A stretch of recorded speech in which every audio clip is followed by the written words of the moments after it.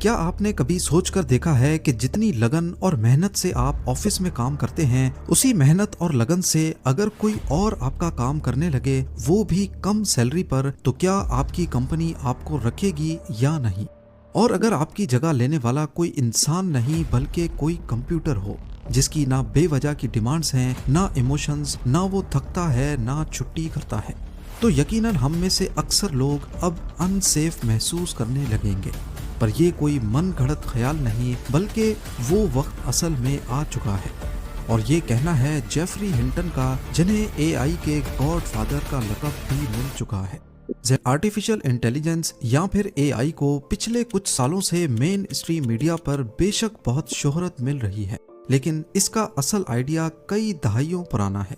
सबसे पहले 1950s में साइंटिस्ट ने ऐसी मशीन बनाने का सोचना शुरू किया जो इंसानों की तरह सोच सके। पर मसला ये था कि ये कैसे पता चले कि मशीन वाकई इंसान की तरह सोचने लगी है। फेमस मैथमेटिशियन और कंप्यूटर साइंटिस्ट एलन टर्निंग ने 1950 में टर्निंग टेस्ट प्रपोज किया था। इस टेस्ट का मकसद था कि अगर इंसान और कंप्यूटर के जवाब में कोई तीसरा इंसान फर्क ना कर सके, तो इसका मतलब है कि मशीन ने टर्निंग टेस्ट पास कर लिया है।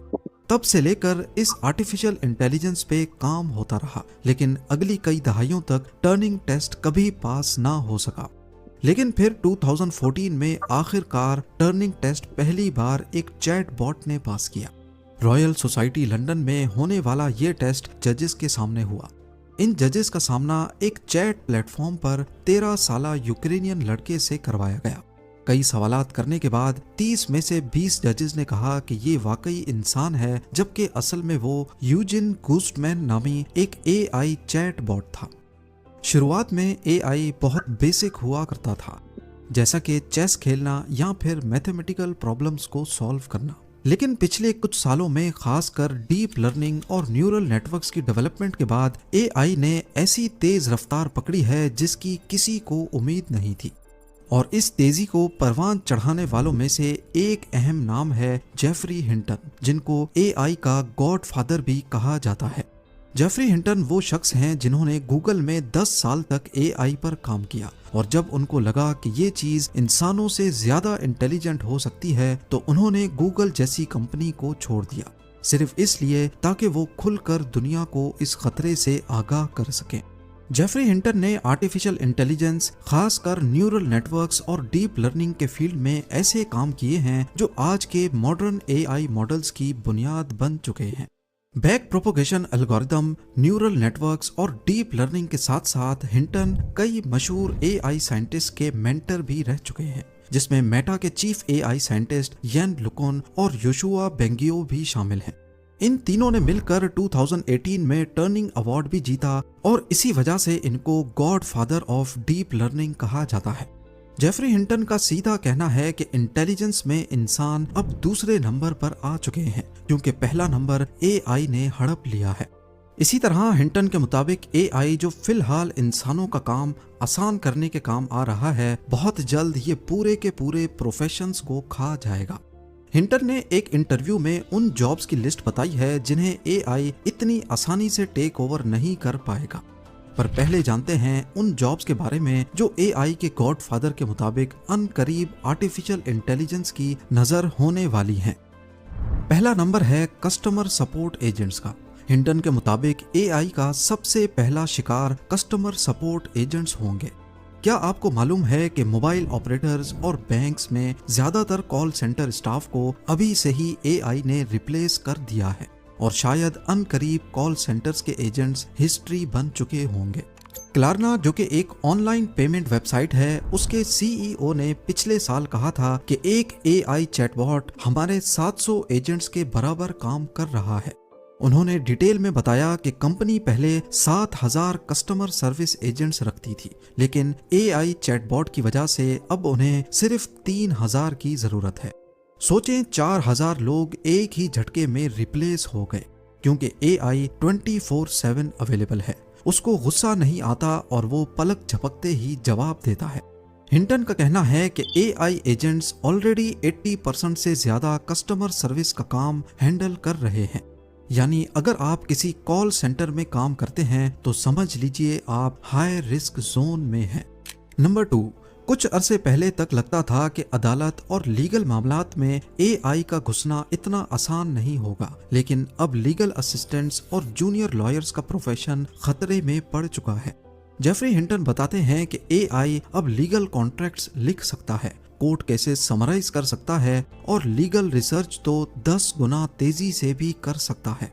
हार्वी एआई और GPT-4 जैसे टूल्स आज ग्लोबल लॉ फर्म्स में इस्तेमाल हो रहे हैं। जहां एक जूनियर लॉयर को केस हिस्ट्री लाइनअप में 3 दिन लगते थे, वहीं एआई यही काम 30 सेकंड्स में कर देता है, वो भी तमाम रेफरेंसेस और पास्ट में हुए फैसलों को नजर में रखते हुए। ये सिर्फ वक्त बचाने की बात नहीं, बल्कि एआई अब ज्यादा एक्यूरेट, अनबायस्ड और हर लीगल डेटाबेस तक रसाई रखता है। यही वजह है कि लॉ फर्म्स अब जूनियर लॉयर्स को हायर करने से कतरा रही हैं। नंबर 3, आज से पहले लिखने वाला काम हमेशा क्रिएटिव समझा जाता था, लेकिन अब एआई की क्रिएटिविटी के आगे सब ढेर होता दिख रहा है। Writers, copy editors, content creators और ब्लॉगर्स, ये सब एआई की नजर होने वाले हैं। यहाँ तक कि एआई ने खुद गूगल की प्रोडक्ट्स को भी काफी नुकसान पहुंचाया है। blogspot.com गूगल का एक फेमस ब्लॉगिंग प्लेटफॉर्म था जहां ब्लॉगर्स आर्टिकल पब्लिश करते थे, लेकिन पिछले चंद सालों में इस वेबसाइट की ट्रैफिक में खातिर खा कमी देखी गई है। हिंटन का कहना है कि प्रॉम्प्ट इंजीनियर्स अब नए राइटर्स होंगे जो एआई को सही प्रॉम्प्ट देते हैं, बाकी काम एआई करता है। फ्रीलांस कंटेंट क्रिएटर्स जो फ्रीलांस करते थे, उनका फ्यूचर इंतहाई खतरे में है। नंबर 4, हिंटन ने एक और दिल दहला देने वाली बात कही। नए ग्रेजुएट्स को जॉब नहीं मिल रही, इसलिए नहीं कि वो टैलेंटेड नहीं है, बल्कि अब एआई ऑलरेडी वही काम कर रहा है। वो रोल्स जो पहले फ्रेशर्स के लिए रिजर्व थे, जैसे data entry, customer onboarding, email replies या डॉक्यूमेंट वेरिफिकेशन, वो सब एआई के बॉट्स हैंडल कर रहे हैं। ये एक साइलेंट क्राइसिस है जिसका कोई ओपन सॉल्यूशन नहीं। डिग्री लेना आसान है, लेकिन जॉब मिलना मुश्किल होता जा रहा है। 5वां प्रोफेशन है सॉफ्टवेयर डेवलपर्स। एक वक्त में ये कैरियर फ्यूचर प्रूफ माना जाता था, लेकिन हिंटन कहते हैं कि एआई अब सॉफ्टवेयर भी डेवलप कर रहा है। रेपलिट एआई और गिटहब कोपायलट जैसे टूल्स ऑलरेडी डेवलपर्स को रिप्लेस कर रहे हैं। अब एक आम शख्स जिसका कोडिंग में कोई एक्सपीरियंस नहीं, वो सिर्फ एक प्रॉम्प्ट लिखकर वेबसाइट डेवलप करवा सकता है। फिलहाल डेवलपर्स का रोल सिर्फ डीबगिंग तक महदूद रह गया है। हिंटन का कहना है कि जब एआई अपना खुद का कोड मॉडिफाई करने लगेगा तो समझ जाओ कि ह्यूमन डेवलपर्स का रोल खत्म होने वाला है।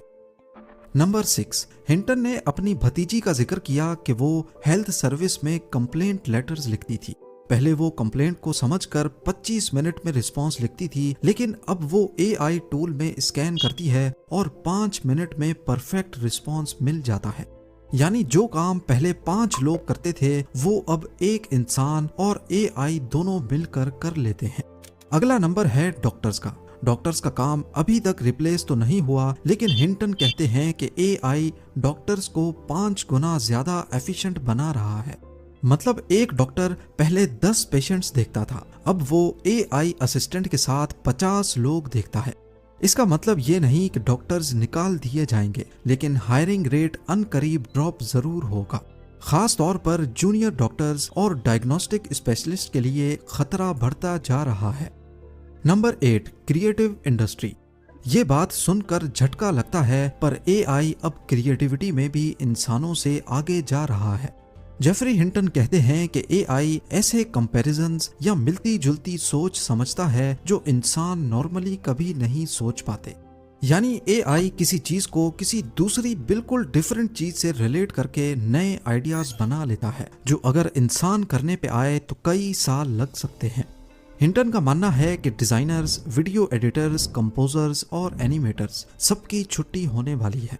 नंबर 9, हिंटन के मुताबिक एनालिस्ट और नॉलेज वर्कर्स जो अपने दिमाग का इस्तेमाल करके किसी चीज को एनालाइज करते हैं, वो भी जल्द कोई अल्टरनेट प्रोफेशन ढूंढ लें।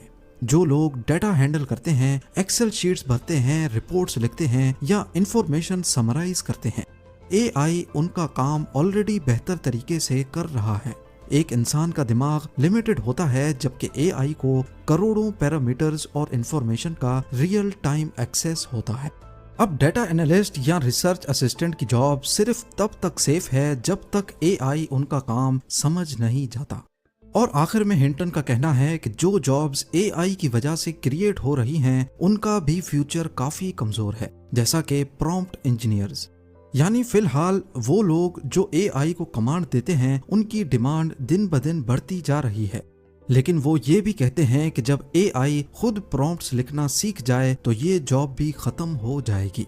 हिंटन इनडायरेक्टली ये मानते हैं कि प्रॉम्प्ट इंजीनियर्स अभी फिलहाल टेम्पररी तौर पर खुश हैं, क्योंकि उनका काम काफी आसान है और कंपटीशन काफी कम।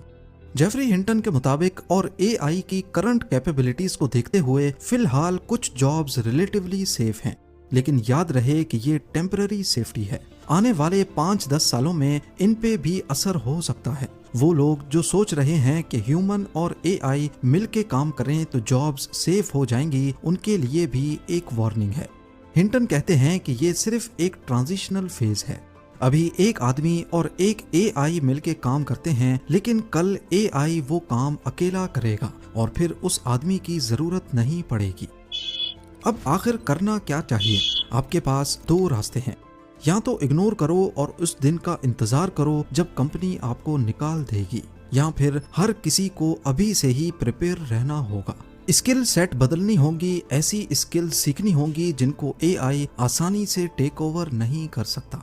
मिसाल के तौर पर इंटरव्यू में जब हिंटन से पूछा गया कि आप एआई टेक ओवर के दौर में लोगों को क्या करियर एडवाइस करेंगे, तो बिना कुछ सोचे उन्होंने कहा प्लम्बिंग।